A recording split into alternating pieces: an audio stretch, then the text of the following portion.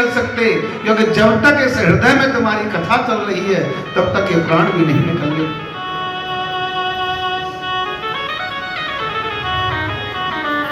गोपियों के मनोभाव का दर्शन किया।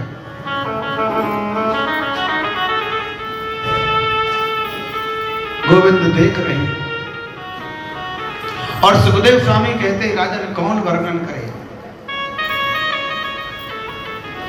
जो गोपियों के हृदय में करुण पीड़ा है, उस पीड़ा का वर्णन मैं तो क्या, मेरे जैसे करुण ज्ञानी भी बांट दिए जाएं फिर भी उस करुण पीड़ा का वर्णन नहीं कर सकते, वर्णन नहीं कर सकते। भगवान सुखदेव कहते हैं, राजन गोपियां रुदन कर रही हैं। कृष्ण ने देखा कहीं ऐसा ना हो कि मेरे वियोग में गोपियों के प्राण ही निकल जाए, तो गोविंद गोपियों के मध्य में आकर के प्रकट हो गए हैं। बोलो जय श्री कृष्ण। और जैसे ही गोविंद मध्य में प्रकट हुए, सुखदेव स्वामी कहते हैं, राजन एक गोपी ने गोविंद की ओर टेढ़ी नजर से देखा। ऐसा क्यों किया? हमें रोती बिलखती तड़पती इस जंगल में छोड़ करके क्यों चले गए, ऐसा क्यों किया? भगवान बोले, देवी में एक बार जीव को बड़ी आसानी से मिल जाता है, और जीव पर मुझे पाकर जब अभिमानी हो जाता है तो फिर इस जीव को छोड़ देता है, और बड़ी कठिनाई उसे मुझे पाने में लगती है। लेकिन उस कठिनाई में वो अपने धैर्य को नहीं छोड़ता, तो फिर अंत में मुझे मेरी प्राप्ति हो जाती है। बोलो जय श्री कृष्ण। ऐसा रास किया है कि भगवान भोले बाबा भी रास का दर्शन करने के लिए आए। जटाएं खुल गई, श्रृंगार उतर गया, ऐसा सुंदर रास किया। उसी दिन से भगवान भोले बाबा का एक नाम पड़ गया, गोपेश्वर महादेव। बोलिए गोपेश्वर महादेव की जय। जय जय श्री राधे। बोलो जय श्री।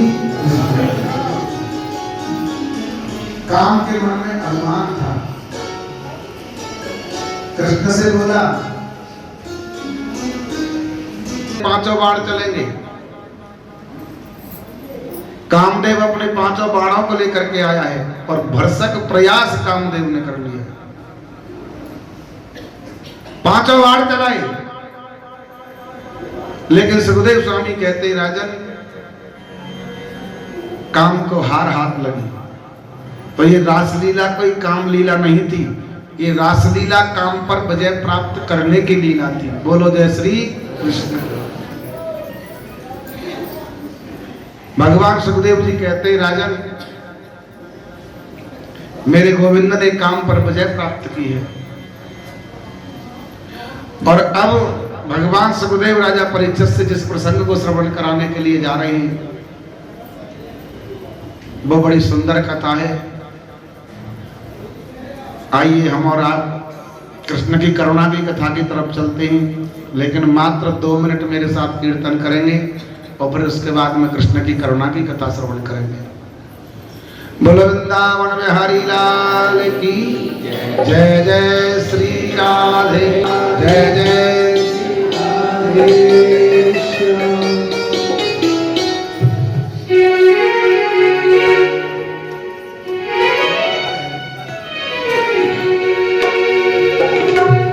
मुझे इतना तेरा रंग काला क्यों है, मुझे इतना बता काला, तेरा रंग काला क्यों है, मुझे इतना बता काला, तेरा रंग काला क्यों है। तू काला हो, तू काला काला होकर भी सारे जग से निराला, तू काला होकर भी सारे जग से निराला क्यों काला होकर भी सारे जग से निराला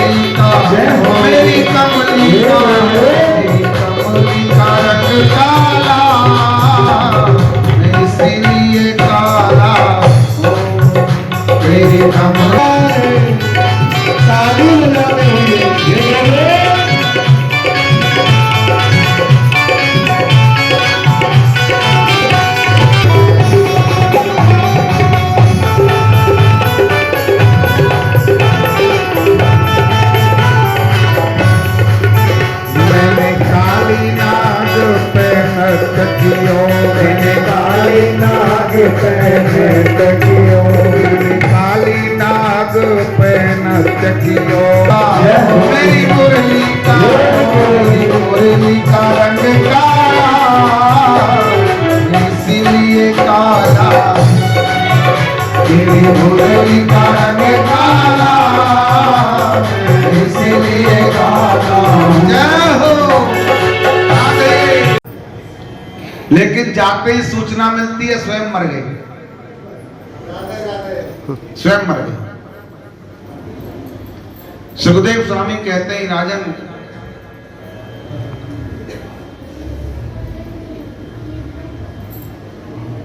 नारद जी कंस से कहते हैं बोले मैं कुछ नहीं सुनना चाहता, मैं तो तुम्हारे हाथ से परसों कृष्ण बलराम दोनों को मरा हुआ देखना चाहता हूं। बोले महाराज कैसे? बोले जब तुमने तप किया था नारद जी बोले कंस से। बोले जी महाराज, तो तुम्हारे तप से प्रसन्न होकर के भगवान भोले बाबा ने तुम्हें एक धनुष दिया था और धनुष देते समय यह भी कहा था कि जो इस धनुष को तोड़ेगा वो तुम्हें नहीं छोड़ेगा। बोलो जय श्री। तो इसी धनुष के यज्ञ का मेला करो। कृष्ण बलराम दोनों जब यहाँ आ जाएं तुम्हारी मथुरा की शोभा को देखने में लगे रहें, तुम्हारे दूत तुम्हारे सैनिक उन्हें धोखे से मार देंगे, क्योंकि वही तो तुम्हारा काल है, वही तुम्हारा काल है। लेकिन कंस नारद जी से बोला कि कृष्ण बलराम को यहाँ लाएगा कौन? बोले कृष्ण के जो काका हैं अक्रूर, उनके साथ कृष्ण बलराम को भेजने में किसी को आपत्ति नहीं है। बोलो जय श्री कृष्ण। नारद जी चले गए और सीधे ब्रज में आए और मेरे गोविंद गौचारण करके लौट रहे थे और नारद जी ने गोविंद के चरणों में पड़ करके जो रोना शुरू किया, आपको क्या बताएं, आपको क्या बताएं। सुखदेव जी कहते हैं राजन भगवान बोले बाबा क्या बात है, क्यों रोते हो, क्या तकलीफ है? नारद जी बोले तुम तो बस रास बचाओ, माखन खाओ, मिश्री खाओ, तुम्हें हम संतों की कहां परवाह। भगवान बोले हुआ क्या? नारद जी कन्हैया से बोले ये बताओ दुष्ट कंस को कब मारोगे? भगवान बोले मैं कौन होता हूं मारने वाला और बचाने वाला? जीव अपने जन्म से मरता है, जीव अपने कर्म से मरता है।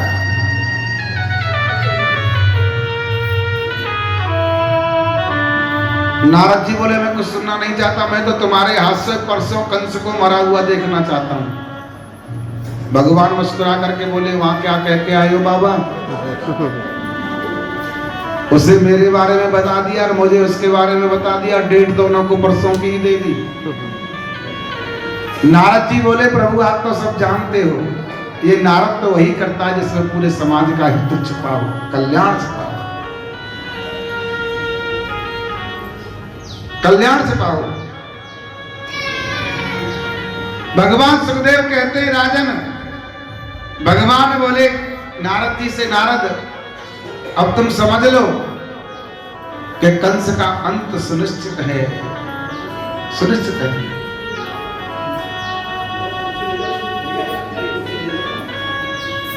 और भगवान सुखदेव जी कहते हैं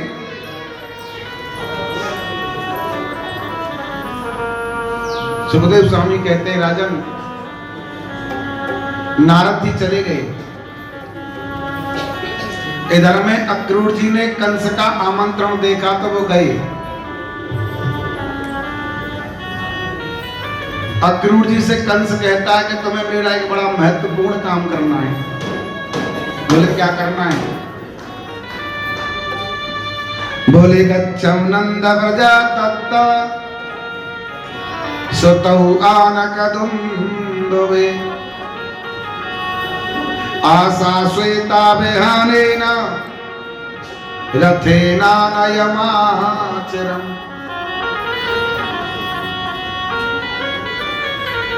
अक्रूर जी से कंस कहता है कि तुम्हें अभी वृंदावन जाना है और वहां जाकर के देवकी वसुदेव के जो दो पुत्र ही कृष्ण बलराम दोनों को यहां लाना है। अक्रूर जी डर गए अनिष्ट की आशंका से और बोले श्रीमान जी आप कृष्ण बलराम को यहाँ क्यों बुलाना चाहते हो? कंस बोला जब कृष्ण बलराम दोनों यहाँ आ जाएंगे, मेरे मथुरा की शोभा को देखने में लगेंगे, मेरे दूत मेरे सैनिक उन्हें धोखे से मार देंगे, क्योंकि वही तो मेरा काल है। अक्रूर जी ने समझाया कंस को, राजन ये पहले से नहीं कहा जा सकता कि आप उन्हें मारेंगे या वो तुम्हें मारेंगे।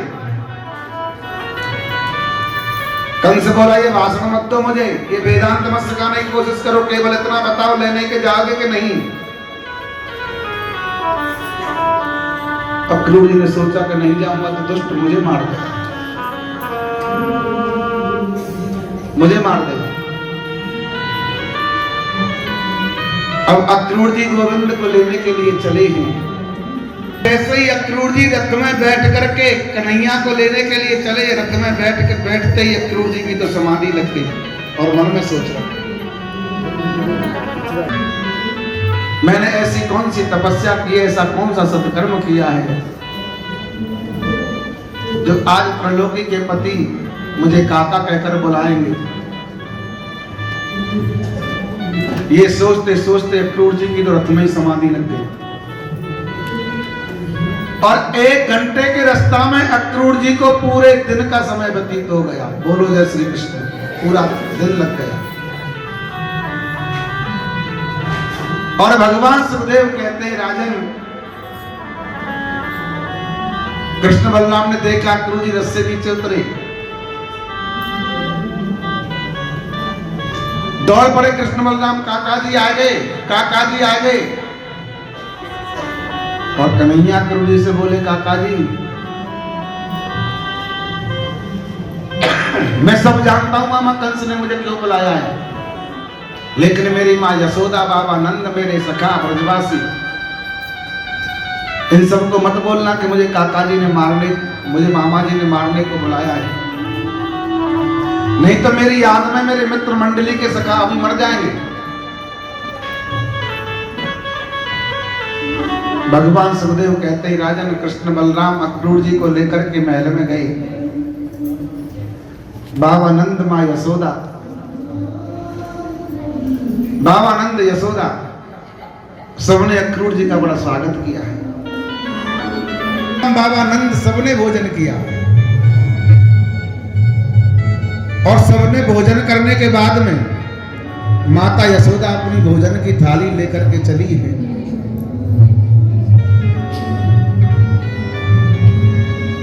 तो बाबा नंद ने अक्रूर जी से पूछा, बाबा नंद से, महाराज कल से एक बहुत बड़ा धनुष यज्ञ का मेला कर रहे हैं और वहां बड़े बड़े संत, बड़े बड़े महात्मा, बड़े बड़े ज्ञानी, बड़े बड़े अमलात्मा, बड़े बड़े ऋषि मुनि पधारने वाले हैं और मैं कृष्ण बलराम को लेने के लिए आया हूं। नजरानी ने जैसे ही सुना कि अक्रूर कृष्ण बलराम को लेने के लिए आए, सुखदेव स्वामी कहते राजन धड़ाम से जमीन पर गिर पड़ी और अक्रूर जी से बोली, बोल तुमने सोच कैसे लिया कि मैं अपने प्राण कृष्ण को किसी को दे दूंगी? मेरे जीवन का सर्वस्व यदि किसी को चाहिए तो मैं मुस्कुरा कर दे सकती हूं, लेकिन मेरे गोविंद बलराम को कोई मेरे से मांगे तो मैं नहीं दे सकती। मचल गए कृष्ण बलराम, मचल गए और बोले मैया तू तो हमें कबू हम जान ना दे। अरे हम तो जाएंगे, मामा जी ने बुलाया है, हम तो जाएंगे। भगवान सुखदेव कहते हैं राजन, बाबा नंद ने कहा देवी अब लाला बड़े हो गए, कब तक इनको घर में छुपा के रखोगी? एक दिन तो इनको जाना ही होगा, जाना होगा।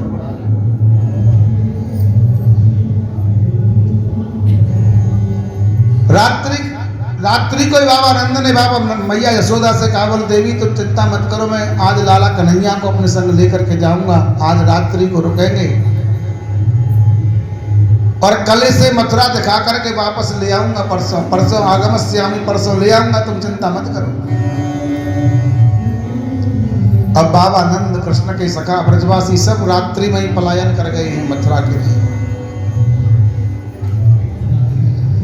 रात्रि का अर्ध पहर निकल गया और मेरे गोविंद मैया मैया करके उठे और देखा तो मां यशोदा अपने कक्ष में नहीं है। मैया मैया कहकर के जोर से कृष्ण चिल्लाने लगे। देखा तो मां यशोदा आंगन में बैठ करके खम्बे से सिर लगा करके बैठी बैठी रो रही है। मेरे गोविंद मां यशोदा के चरणों में गिर पड़े और बोले, मां तू काहे को रो गए?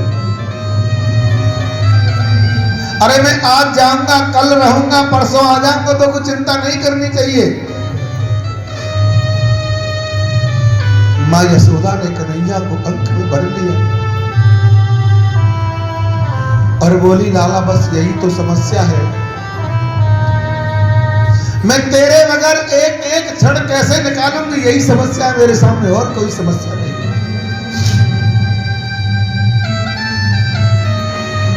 गोविंद बोले, मैया तू चिंता मत कर। मां रोते रोते मूर्छित हो गई और सुखदेव स्वामी कहते हैं राजन धर्म में प्रातः काल हुआ, पूरे मथुरा में समाचार फैल गया। अरे भैया, पूरे गोकुल में, पूरे वृंदावन में समाचार फैल गया, अरे भैया मथुरा से कोई आयो है, अरे काहे को आयो, जरा जानकारी तो करो। गोपियों ने सुना अक्रूर कृष्ण को लेने के लिए आए हैं, सब हम छूट गए। सखाओं ने सुना कि अक्रूर गोविंद को लेने के लिए आए हैं, सखा भयान रोने लगे। गायों ने सुना पात्रों में चारा पड़ा है, खाना बंद कर दिया। नन्हे नन्हे सखाओं ने, नन्हे नन्हे बछड़ों ने सुना गौओं के स्तनपान बंद कर दिया है। जल्दी से, देरी हो रही है, जल्दी चलो।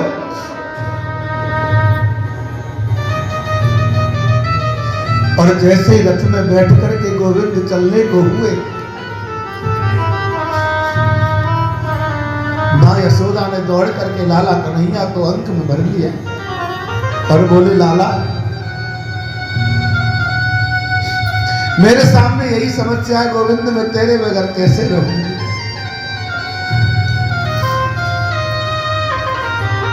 गोविंद ने मां यशोदा से कहा, मां आप तो सब जानती हैं यदि मैं नहीं जाऊंगा तो मेरी लीला संपन्न कैसे होगी। मैया रोते रोते जमीन पर गिर पड़ी, मूर्छित हो गई और मूर्छित मैया को छोड़ करके सुखदेव स्वामी कहते राजन प्रभु रथ में बैठे और रथ में बैठ करके जैसे ही महल के प्रथम दरवाजे को खोला है, हजारों गोपियों की भीड़ दरवाजे पर लगी है। गोपियों ने कृष्ण से कहा, तुमने सोच कैसे लिया कि हम तुम्हें जाने देंगे? लाला जब गौचारण करने के लिए जाते तब एक एक क्षण तेरे बगैर कैसे निकालते बस हम ही जानते और कोई नहीं जान सकता। पर तुमने सोच कैसे लिया कि हम तुम्हें जाने देंगे? मेरे गोविंद ने गोपियों से हाथ जोड़ करके कहा, देवियों मैं सत्य कहता हूं, देवताओं के समान लंबी उम्र पाकर के भी तुम्हारे रण से कभी पूर्ण नहीं हो सकता, लेकिन इस समय आप मुझे जाने की अनुमति प्रदान करें। किशोरी राधा खड़ी है, किशोरी जी की ओर देखा और किशोरी जी को गोविंद हाथ जोड़ करके बोले, किशोरी जी आप तो सब जानती हैं कि जिस कार्य के लिए यदि मैं नहीं गया तो मेरा जन्म जिस कार्य के लिए हुआ है वो अधूरा रह जाएगा, मुझे जाने की अनुमति प्रदान करें। तब तक मां यशोदा की मूर्छा टूट गई और मैया गिरती पड़ती रथ के पीछे दौड़ रही है, अरे रोको, अरे रोको, अरे रोको, एक क्षण रथ को रोको, मेरा लाला कहां जा रहे हो, रोको।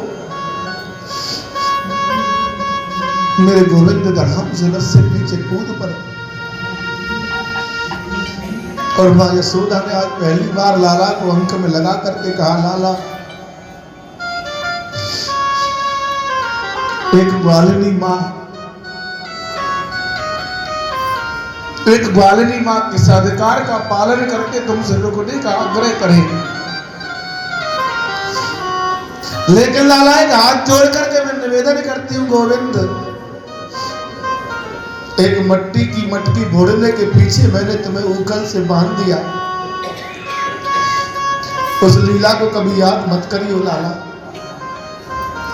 मेरे गोविंद धड़ाम से मां यशोदा के चरणों में गिर पड़े और बोले, मां जिस परमात्मा के आदि का पता नहीं, जिस परमात्मा के अंत का पता नहीं, ऐसे परात्पर अखिलेश्वर श्रीमन नारायण को जिस मां यशोदा ने एक उंगली पकड़ के चलना सिखाया,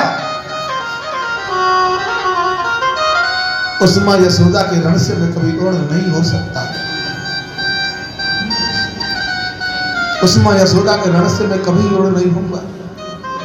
मैया फिर मूर्छित हो गई और फिर मूर्छित मैया को छोड़ करके कृष्ण रथ में बैठ करके चले गए और जैसे ही गोविंद रथ में बैठ करके चले, भगवान सुखदेव कहते राजन लेट गई और बोली, कन्हैया यदि तुम्हें जाना ही है तो ये रथ हमारे ऊपर से लेकर के चले जाओ, रथ हमारे ऊपर से ले जाओ लाला, लेकिन जब तक हम जीवित हैं गोविंद तब तक तुम्हें हम नहीं जाने देंगे, कन्हैया तुम्हें नहीं जाने देंगे। मेरे गोविंद ने गोपियों से हाथ जोड़ करके कहा, देवियों मैं तुमसे हाथ जोड़ करके निवेदन करता हूं कि मैं देवताओं के समान लंबी उम्र पा करके भी तुम्हारे रण से कभी पूर्ण नहीं हो सकता। शेष महेश गणेश दिनेश सुरेश हुजाए निरंतर ध्यामे, ताय अखंड अनद्य अनादि असिद्ध अविद्य सुवेद बतामे, नारद से सुख व्यास रटे पचहार तऊ मुन पार न पामे, ताय अहिर किछोरियां चचियावर छाछ बनाच नचामे।